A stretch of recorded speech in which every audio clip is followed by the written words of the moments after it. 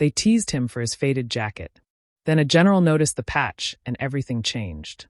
The auditorium buzzed with laughter as Jake walked in, his faded jacket standing out among the sea of crisp uniforms.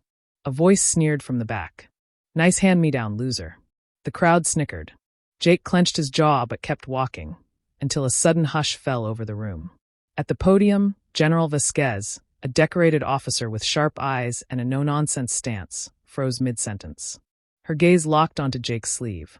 Her voice, firm and commanding, cut through the silence. "Cadet, where did you get that patch?"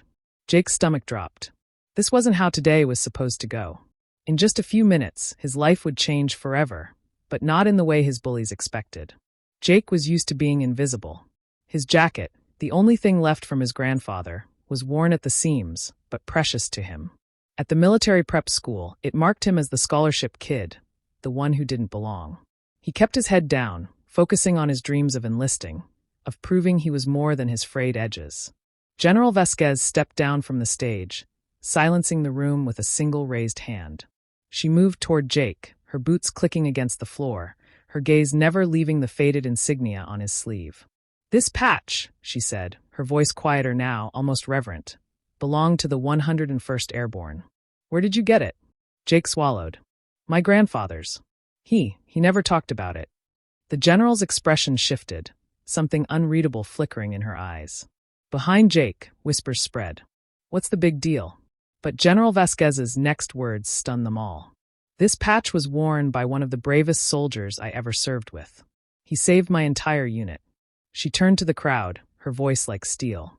"You mocked this cadet for wearing history, but that jacket?" She paused, her gaze sweeping over the silent auditorium. "It's worth more than any of your polished boots or spotless uniforms." Jake's bullies shifted uncomfortably under her glare. For a heartbeat, Jake feared this would make things worse, that the attention would only paint a bigger target on his back. Then General Vasquez leaned in, her voice low, just for him. "Your grandfather was a hero, and from what I've seen, you're cut from the same cloth." Jake straightened, meeting her gaze. "Yes, General." She nodded, then addressed the room. "Dismissed. Except for Cadet Reynolds. We have a lot to discuss." The bullies stared slack-jawed as Jake walked forward, no longer invisible.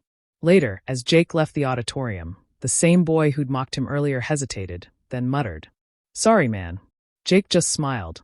The jacket still looked the same, but everything else had changed. "Now it's your turn. What do you think happened next? Did Jake's life change forever? Would you have recognized that patch? Drop your thoughts in the comments.